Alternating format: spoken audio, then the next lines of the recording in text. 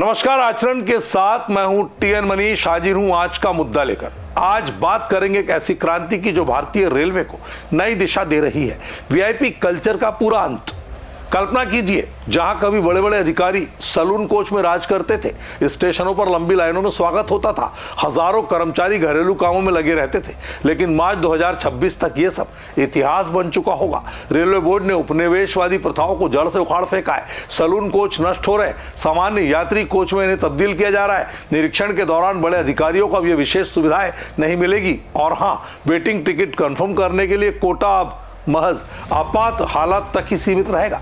अधिकारियों के घरों पर जूनियर कर्मचारियों की तैनाती बंद।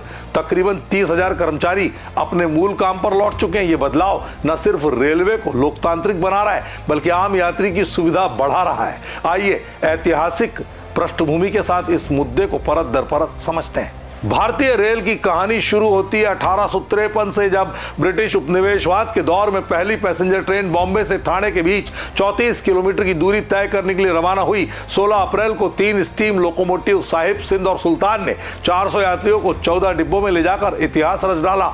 दरअसल ये भारत का पहला ब्रॉड गेज रेल नेटवर्क था, जो ईस्ट इंडिया कंपनी की महत्वाकांक्षा का प्रतीक था।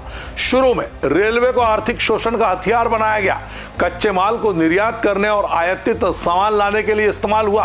1857 के विद्रोह के बाद लॉर्ड डलहौजी की नीतियों ने नेटवर्क को तेजी से विस्तार दिया। स्वतंत्रता के बाद 1951 में 42 निजी कंपनियों को राष्ट्रीयकृत कर एकीकृत रेलवे बना। यह बदलाव आर्थिक एकीकरण और सामाजिक गतिशीलता का प्रतीक था। लेकिन उपनिवेशवादी छाप जैसे वीआईपी सुविधाएं आजादी के बाद भी बनी रही। अब ये प्रथाएं खत्म हो रही है। वीआईपी कल्चर की जड़ें अंग्रेजी शासन में है। ब्रिटिश अधिकारियों के लिए विशेष सलून कोच और प्रोटोकॉल रेलवे का अभिन्न हिस्सा थे, एक तरह का उपनिवेशवादी वर्चस्व। स्वतंत्रता के बाद ये प्रथाएं जारी रही।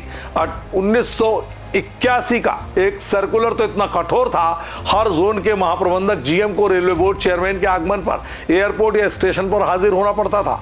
सीनियर अधिकारी सलून कोच में यात्रा करते, जबकि आम यात्री सामान्य डिब्बों में संघर्ष करते। घरों पर ट्रीटमेंट जैसे जूनियर स्टाफ को घरेलू मदद के रूप में लगाया जाता। यह असमानता रेलवे की दक्षता को प्रभावित करती रही, लेकिन 2017 से शुरू बदलावों ने इसे चुनौती दी।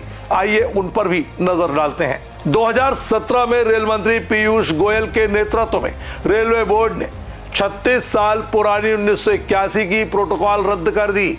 28 सितंबर को आदेश जारी हुआ। जीएम को बोर्ड सदस्यों के स्वागत के लिए स्टेशन पर खड़े होने की मजबूरी खत्म कर दी गई। अब कोई बुकेट या गिफ्ट स्वीकार या प्रदान नहीं किया जाएगा। सबसे बड़ा कदम, सीनियर अधिकारियों के घरों पर लगे 30,000 ट्रैकमैन को मूल काम पर वापस बुलाना। इनमें 6-7 हजार पहले ही लौट चुके थे, बाकी को विशेष परिस्थितियों को छोड़कर छूट नहीं मिलेगी। रेलवे बोर्ड सदस्य, जोनल जीएम और 50 डिवीजनों के डीआरएम अब स्लीपर या एसी थर्ड में यात्रा करेंगे, ताकि वे यात्रियों के बीच घुल मिल सके। सलून कोच का इस्तेमाल सीमित हो गया, इन्हें पर्यटन के लिए आईआरसीटीसी को सौंप दिया गया, लेकिन वीवीआईपी विशेष अधिकार समाप्त। ये बदलाव रेलवे को अधिक समावेशी बनाने की दिशा में थे, जो आज भी जारी है। 2017 के बाद रेलवे ने गति पकड़ी। 2024-25 में टिकटिंग सिस्टम में बड़े सुधार आए। 1 जुलाई 2025 से तत्काल बुकिंग के लिए आधार आधारित ओटीपी अनिवार्य।